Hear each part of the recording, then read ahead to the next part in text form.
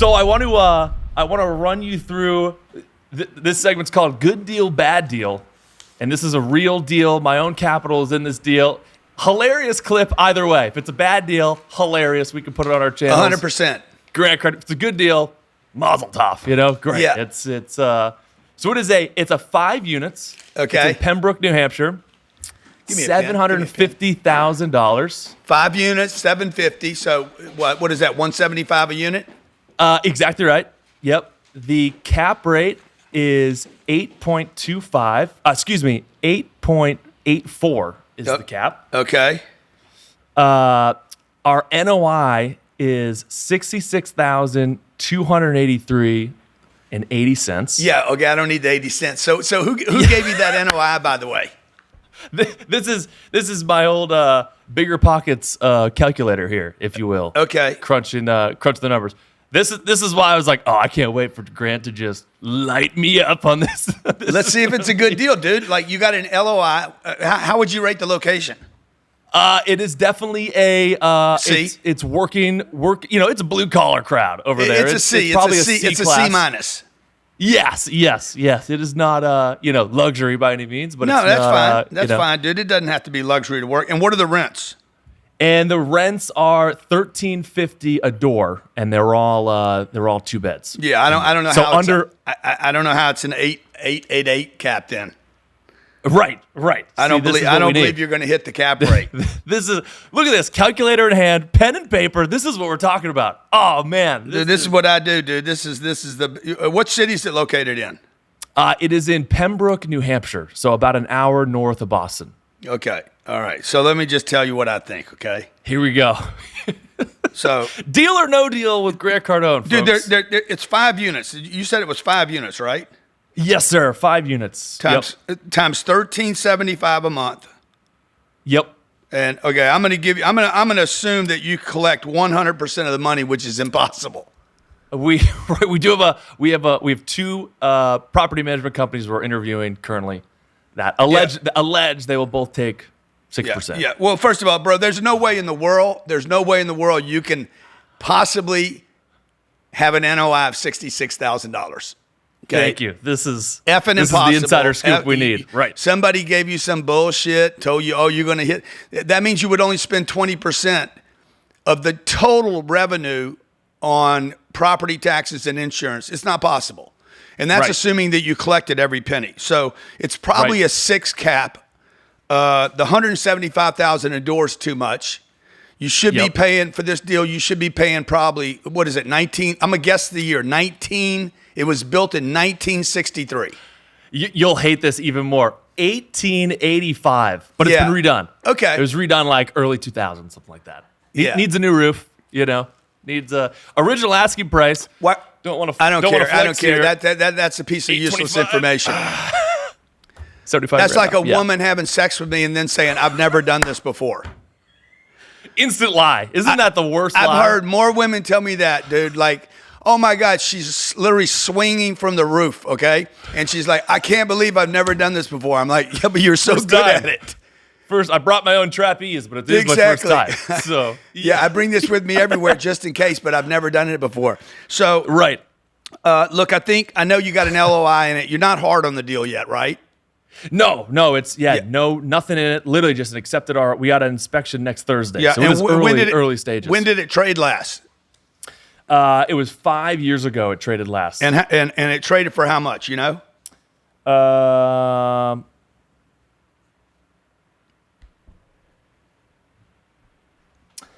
Last when it was purchased, it was $725.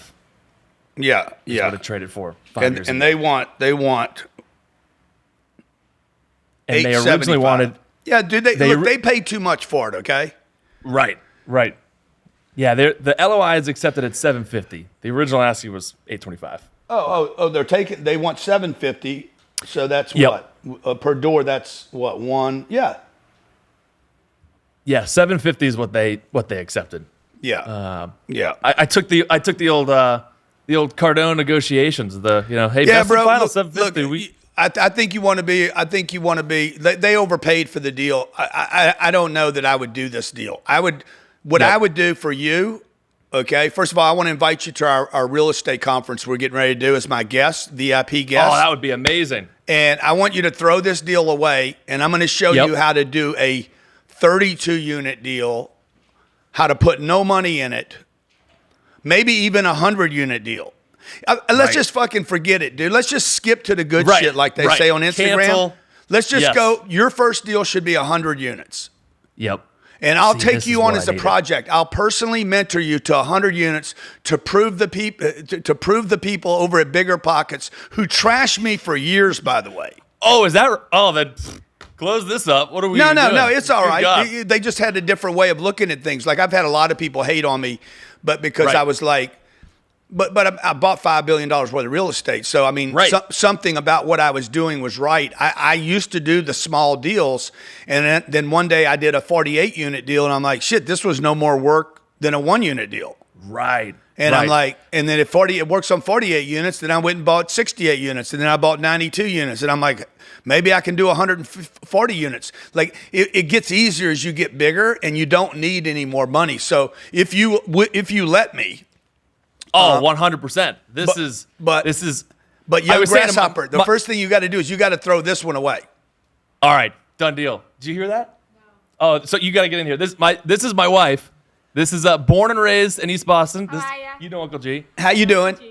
He's saying trash the fiveplex, which I agree. Right? Trash the fiveplex, and he's gonna mentor me into 100 units. Yes. Yeah, and then you won't need 10X. a manager, dude, because right now you're going to be running around town when you should be having kids, taking care of your wife, running your podcast, growing your business. You're going to be trying to collect checks from 5 deadbeats. So and look, some people want to do that business. If I were you, I wouldn't do that business. That's not a good business to be a manager. You want to be a real investor, and that means you need scale. And we can skip, and I'll show you how to do it. Yeah, that would be. I've been on so many of your webinars over the years on that exact question of originally I was like, I'll go the condo route. I'll take my Instagram brand deal money and just dump it into real estate. Yeah. And then I found you and I was like, okay, I'm slowly starting to think bigger. Yeah. And then it's the mental hurdle is like, how do you go from, I guess it's like, how do you raise let's say it's 100 doors. Yeah. How do you raise the money? Like, is it a friends and family round? Yeah. It's not it's not complicated at all, man. Don't even worry about what they call it. Like people talk about Series A, friends and family, 501(c)(3). I don't even know any of that language, bro. I don't know the difference between a title and a deed. Right. Okay. I don't know if I need an LLC or I don't worry about that stuff. What I need first and what you and your wife need is the property. You need a great deal. The rest of this bullshit, all this complication gets resolved later. Okay. Like the bank's not going to let you do a deal without an LLC. Right. 100%. And the bank's not going to let you do a deal without insurance. And the bank's not going to let you do a deal that doesn't underwrite. So all these things are going to get handled. The unfortunate thing, and this happened to me as well, the sequence at which people approach things, whether it's their podcast, their business, their marriage, kids, buying a house, it's out of order. Dude, the sequence is messed up. And particularly in real estate, people, when I was buying my first real estate, I was buying based on how much money I had. So it was almost like I was buying Christmas presents. Okay, I have $1,000, I can spend $1,000. In real estate, it doesn't work like that because the asset is what determines whether the deal's good. And you don't want to approach real estate with an asset. Blackstone doesn't have any of their own money in real estate. Right. And they have $1 trillion worth of real estate. Yep. So, unfortunately, Bigger Pockets, and I'm not trashing them. I'm just saying everybody on the social platforms, all the real estate advisors, all the guys, even including me, like anybody giving advice on anything, if they're not reaching into the cloud at the top of the food chain, you're getting your data from the bottom of the food chain. Right. So how does Starwood do it?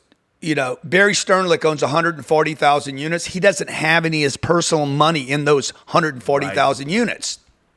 Yep. I can show you how to do this, man. I started on this. I'm still learning. I'm a student. I'm a practitioner. And we started raising money 5 years ago. Everybody told me not to do it. It's going to be terrible. You're going to get sued. It's going to be a nightmare. We've raised $1.3 billion.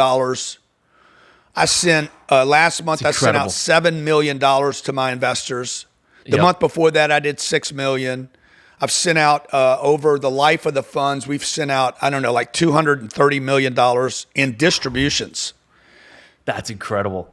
So yeah, have I had problems with a couple of people? Of course, dude. I have 15,000 investors. Right. Yeah, that's remarkable.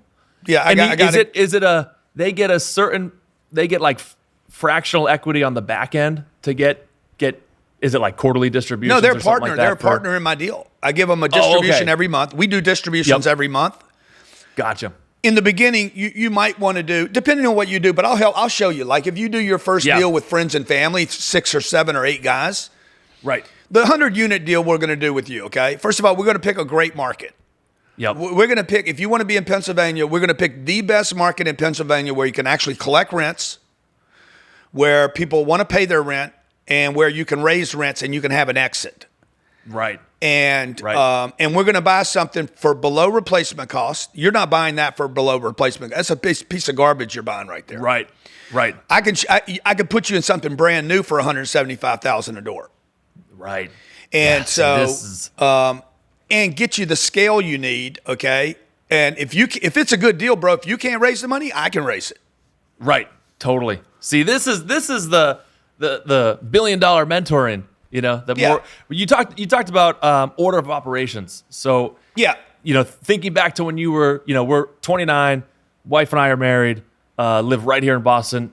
This is we don't argue, Grant. Very little arguing. Our one tiff, if you will. Some of us, half of us in this room, are on the home search, if you will. Got it. Wants to raise kids with a yard, we're literally right above, North Station, think of it. What would be at 29 the, correct order of operations that we should be looking at investment-wise, life? Yeah, it's a great question. Look, when I was 29 years old, I was buying a house, and it was a mistake, okay? I bought the house. I got lucky, actually, because I've been so frugal my whole life. Right. Even today, I'm an extremely frugal person. Most real estate people are very practical, frugal. Even some people would say cheap. Now, because I was born into a middle class family, but I ended up living on the streets when I was 20 years old.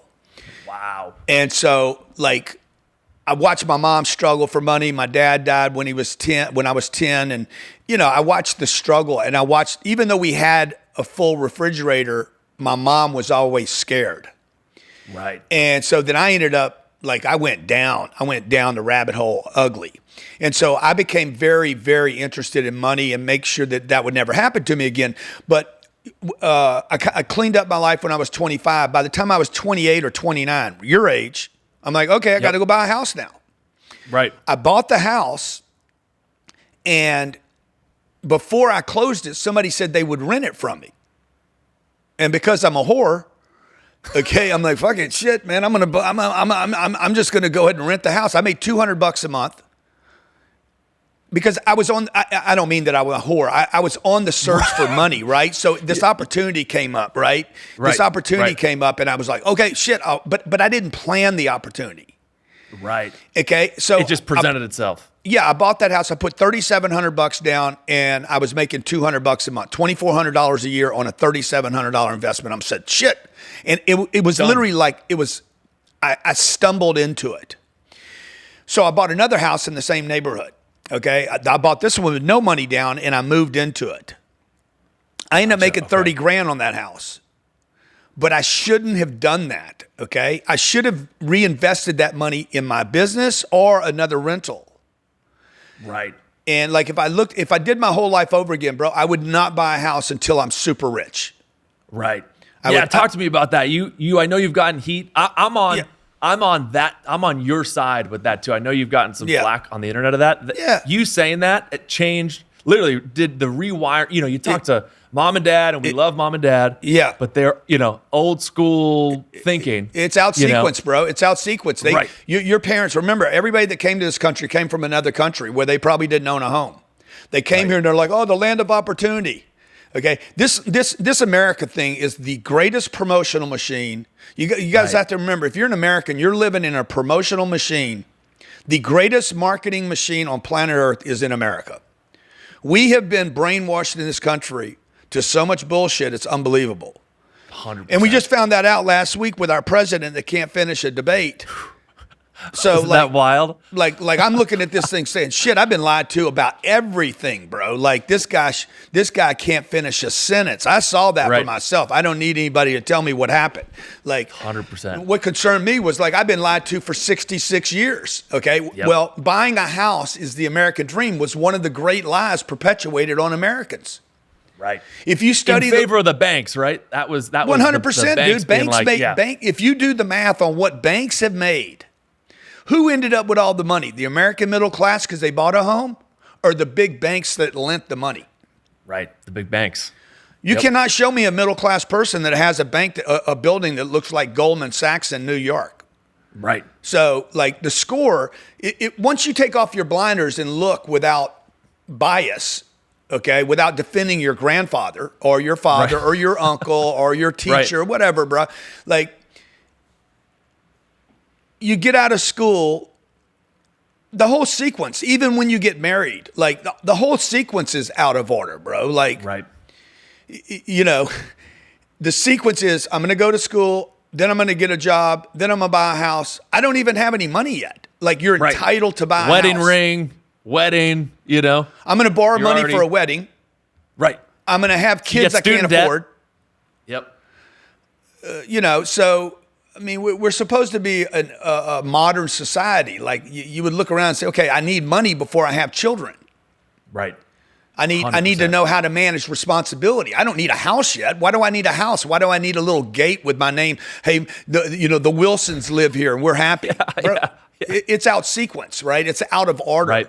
So look at Elon. Elon owns no homes. Steve Jobs owned one. Warren Buffett owns one. Larry Ellison's worth $128 billion. He owns like 36 homes. Right. Every one of them, by the way, is on the ocean. On the ocean or on the water. Right. So what am I learning by watching that, right? Barry Sternlicht owns one home, okay? But he owns 140,000 apartments. So Donald Bren in Anaheim, he owns all of Orange County, built all of Orange County. He owns one home. So the point is, why are Americans going after a house when they should be, buying the neighborhood? Totally. So once you and your wife, your beautiful wife, figure out where you guys want to invest, let's go invest for the next 5 years. Pay the price for 5 years so you can do anything you want for the next 50. Right. And so for 5 or 6 or 7 years, maybe you just rent a condo, bro, and you drive your car in, you give the keys, you go upstairs. How many kids you guys have? We got no kids yet. You'll love this. Actively try TTC, they call it, trying to conceive, banging with a purpose is what I call it. Yeah. Boy, that's the hardest. That's the hardest. Oh, no one talks about God. School doesn't prepare you for this whole banging with a purpose situation. Bro. Every month it's like, oh God, this is let's get this out of the way here. God is sexy time isn't so sexy anymore, right? When you're in high school, you want to hit everything, and then when you want to have a baby, you're like, God damn, I don't want to hit it right now. Right. I'm like, it's 11. We got to get to the studio for Grant. We can't be. What are we doing here? No one prepares you for it. That would make for you'd definitely get a bunch of views. So anyway, back to the home thing. It's just out sequence, right? So yeah, I bought 2 houses. I realized I'd made a mistake. I started doing research. I'm 29 years old. One of the tenants moved out. That left me with a house and a mortgage and a house and a mortgage because I was living in one of them and renting the other one out. And I'm like, I'm doing something wrong here, dude. I don't want to pay the bills. Okay, that's not an investment. If you live in your home and you pay the expenses of the home, that is not an investment. That is an expense by definition. And by the way, your home should not even go on your net worth statement. Right. God, I love that so much. Okay. So I would rather pay $2,400 a month in rent. This will be a headline for you. Great clickbait. I'd rather pay $2,400 in rent than $2,400 in mortgage. Okay. Because I can get out of that rent every 10 months. That mortgage is 30 years. Right. So, and I don't think And it's anything throwing goes money wrong, away to rent. Right. Because I got a buddy. So we live literally right across the street here in this high rise tower. The rents are insane. You pay for parking. I got a buddy that's always busting my chops. He's a homeowner and thinks it's an asset. Yeah. And we'll butt heads, because it's a liability. He's like, oh, my mortgage is $3,500. He's like, your rent is $4,700. And I was like, yeah, but I was like, Fred, you put a new roof on. You did new flooring. They had water damage in their basement. I was like, our refrigerator breaks this evening. I put a little thing in our portal. A new fridge is getting dollied up. It's a fixed cost. Our rent and parking basically. He's not counting his HOA fees. He's Right. not counting property taxes. He's not counting out of control insurance. Right. He's not counting maintenance. It's 1% a year. Okay. Property taxes in Florida are 2% a year. So that's 3 points every year. His interest rate on his loan is either 3%, 4%, 5%, or 7%. Pick a number. They all suck, dude. Right. So 100%. I would rather pay 7% that a renter. I would rather pay 7% on a mortgage that a renter pays than 3% on my home that I pay. Right. All I'm saying, Yes. bro, is there's a right time to buy a house. Most people are not living in their dream home. Right. Okay, you're 29 years old. You don't have enough money to buy your dream home. Is it nice? Right. Yeah, it's probably nice, but it ain't a dream. Right. When is the you hear like Jay-Z talk about, don't buy it until you can buy two of them. I agree with that. When is it like appropriate, would you say, to, go ball out? And When do you buy dumb shit? Okay, my rule for buying dumb shit is you got to be able to buy two of them out of passive income, though. right. Now, when I Okay, say you that's a got to be able to great buy point. two of them, don't buy two of them. I told a guy this once. If you want a Richard Mille, you need enough cash to buy two of them. And what did he do? Fucking guy went and bought two of them. I said, bro, you need to be able to buy two of them. You don't go buy two of them. Right. You need enough. You need enough money. You took it too literally. Yeah, exactly. So, one, you need the money to buy two of them. You need it in cash. Number three, you need it as passive income. Whatever cash you got should not have been earned income. So if I earned it, got a commission, a bonus, came from a salary, and I saved it, that is not the money I want. I want passive income coming from some source independent of my efforts, okay, that was recorded by the IRS as passive income. And the fourth thing would be admit, if it's tax deductible, even better. Right. And the fifth thing is still admit that it's a stupid thing to do. Yeah, 100%. See, we live in such in the land of, content creators. We're in such a gray area with what's, Yeah, that's not passive income, bro. Right. No, 100%. No, I'm saying on the write-off side, it's like I talk to buddies that are in the same space, and they go ball out and buy something stupid and make a video with it. And now it's a write-off. That's not a tax deduction. That will not stand up. That will not stand up in an audit. I bought a Rolls Royce because I'm a podcaster. I bought a Paddock because I'm a podcaster. It will never stand up ever. Right. Okay.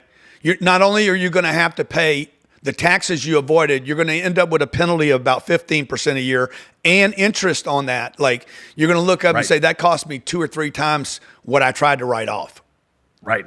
This is, Grant, you might, and maybe this is in the works. Grant, you need some sort of, we need you in the school system. We need to abolish schools and get, Dude, I just wrote Donald Trump a letter yesterday. Okay. Oh, hell yeah. So I wrote him a letter. You want me to read it to you? Oh, that'd be amazing. I got to, in passing, I got to shake that man's hand at F1 down in Miami. Yeah. And I haven't washed my hand since, What an awesome, yeah, what a cool there. dude. So I said, hey, July 9th, 2024, President Donald Trump, I want to assist your administration in rolling out a nationwide program, Financial Freedom for All Americans, that will be ready for the public the first day of your administration. Financial freedom for all Americans will provide wealth education to all Americans on exactly how they too can achieve financial freedom. The first time in 20 years our government has attempted any financial education in this country was back in 2002 with George Bush.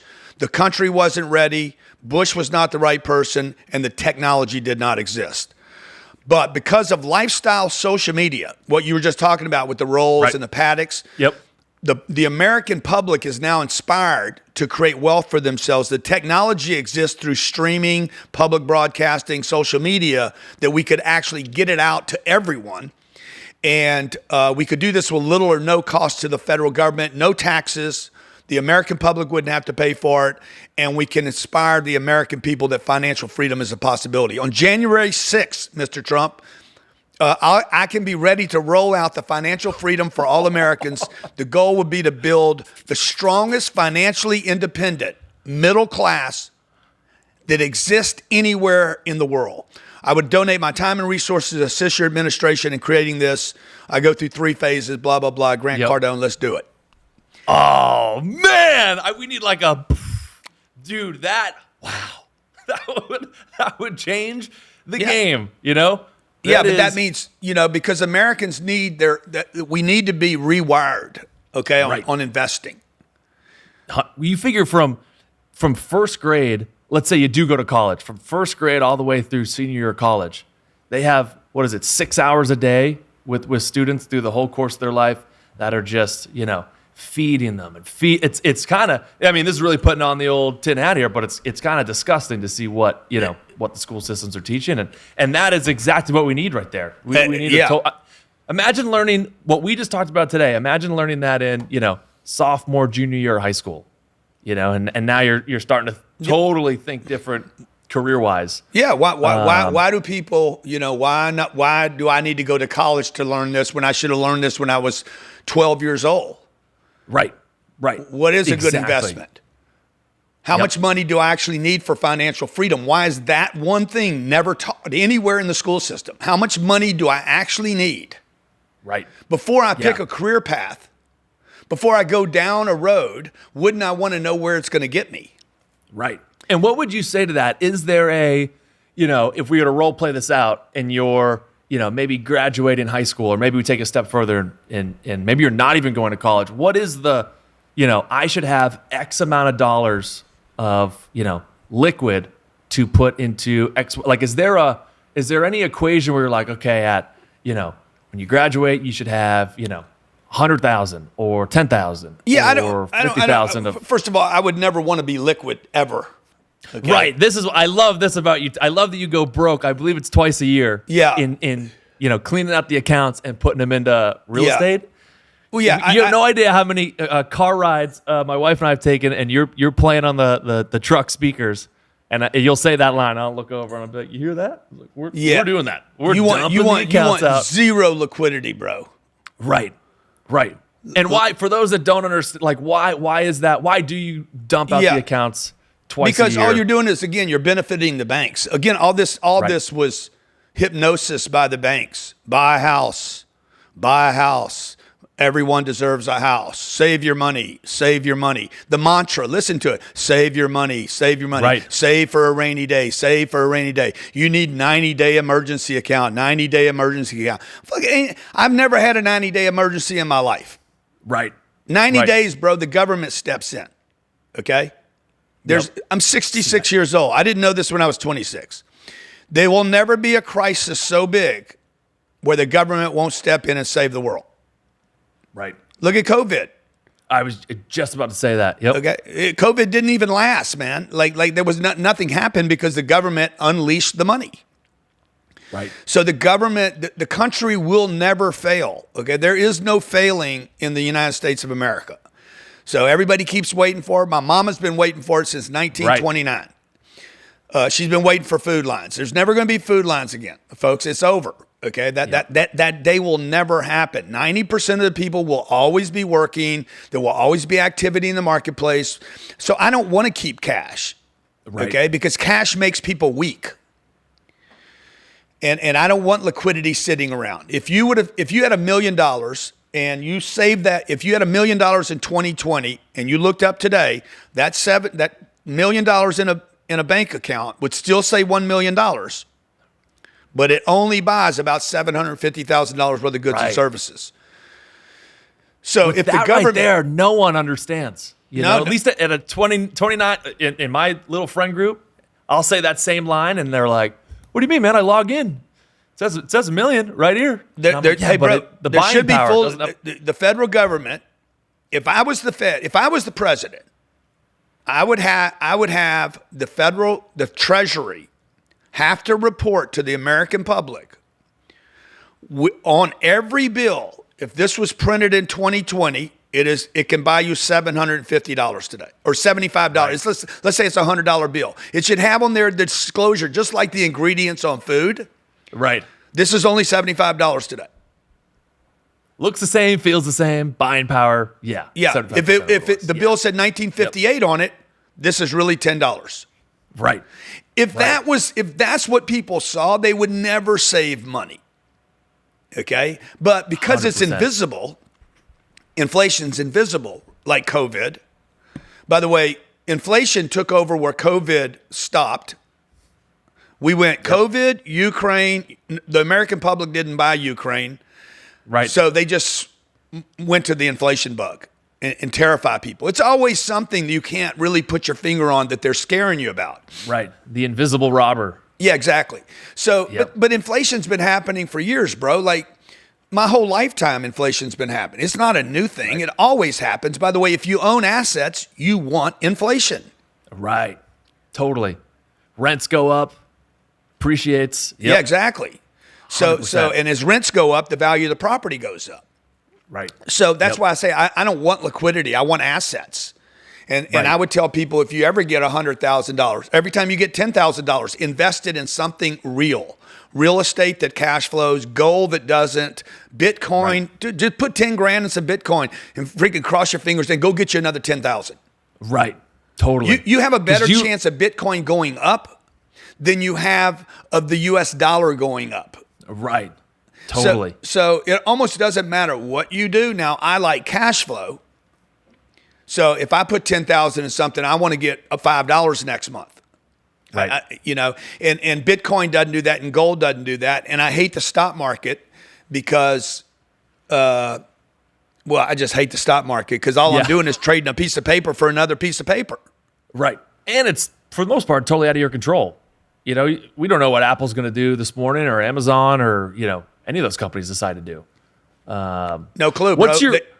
I've watched Eastman Kodak was one of the great companies in the world, went out of business. BlackBerry owned the entire. I remember when BlackBerry was the hottest thing in the world, bro. Most people don't. People your age don't even know what it is.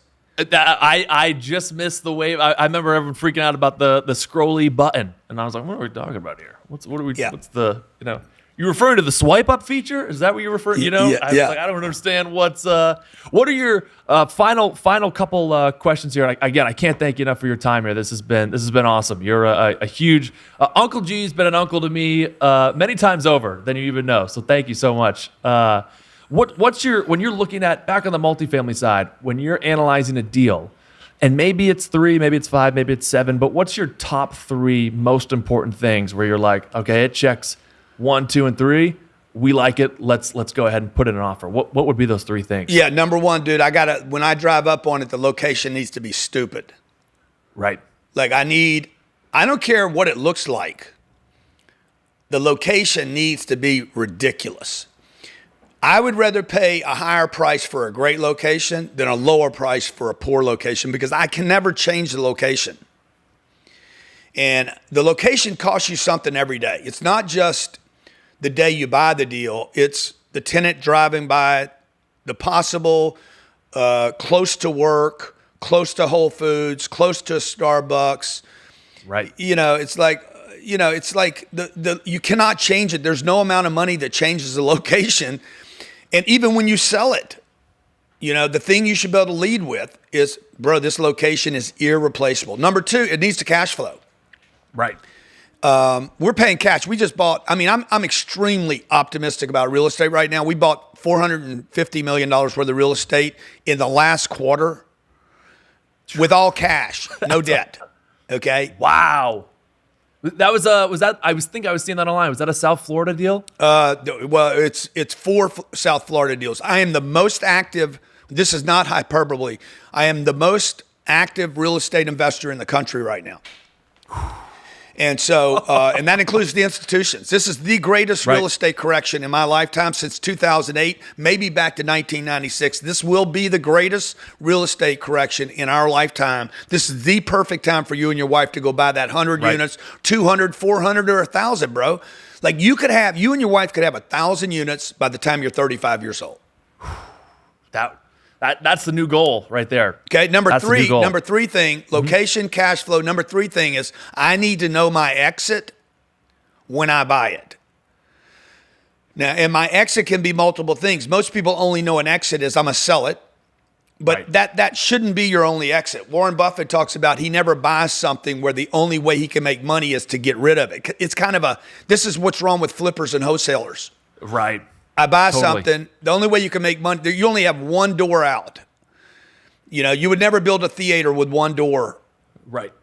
You can't get out of the place if there's a fire, right? So you got to have multiple exits when you invest in something. By the way, I covered all this in the book, How to Create Wealth Investing in Real Estate. I'm not going to ship it out to everybody, but I'll give everybody a link. Oh, that'd be awesome. That perfect. Our audience would absolutely love that. Yeah. I want to end on this. My wife she is like a purebred East Boston, born and raised, has the thick Boston accent.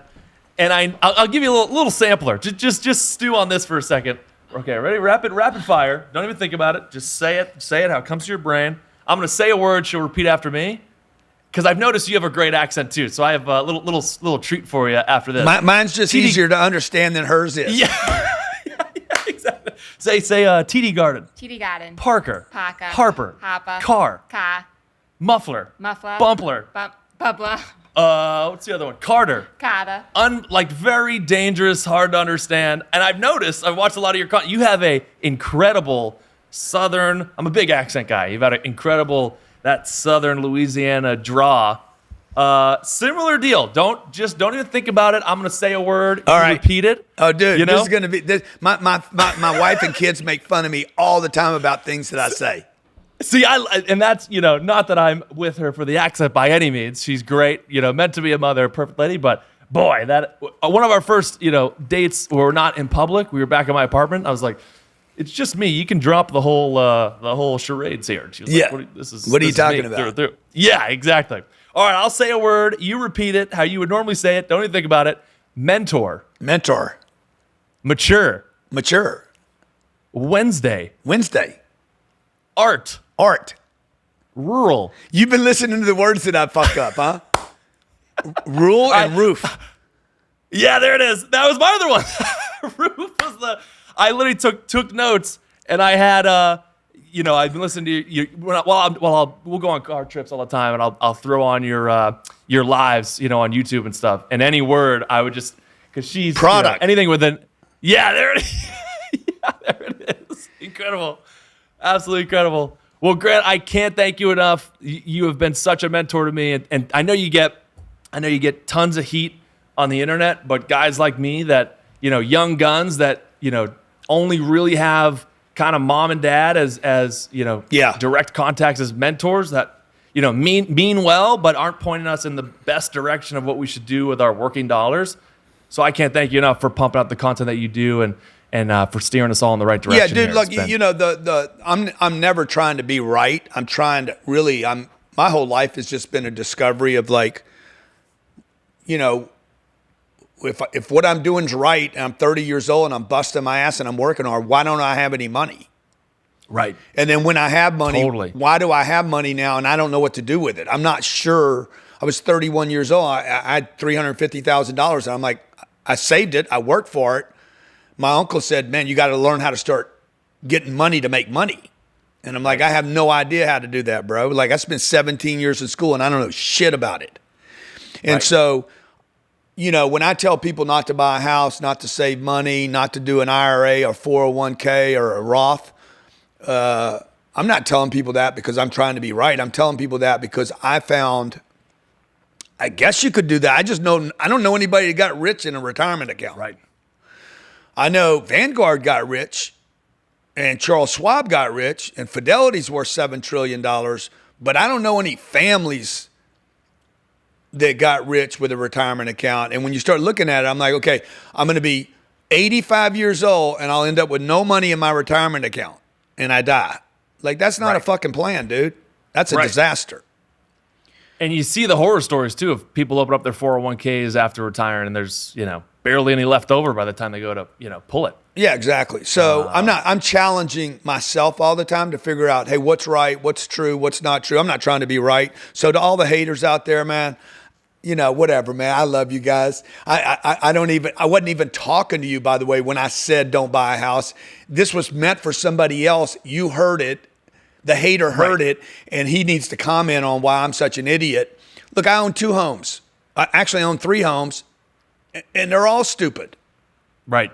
But I'm in a different position than a lot of people. Yeah, you could do exactly. And I'm going to buy a yacht one day, and it's going to be the dumbest thing I ever did. And I'm going to enjoy every dumb moment of it. Yeah, 100%. Drink it in. We'll invite you and the wife out, too. We'll go to the south of France, spend a week out there. I like you. Let's go. Yeah, we're there. You let us know. Okay. I'll book the flights. I'm there, You let us know where you need us. Let's get you that 100 units this year, man. I honestly, I would love that. Absolutely. Let's whoever we need to get in contact with on your team, I'm in. Okay, I'll have to get you. We're liquid and we're ready. So that would be amazing. Okay. Thanks, man. Awesome. Thank you so much. Great catching up with you, Grant. You were the best. Thank you. Be great.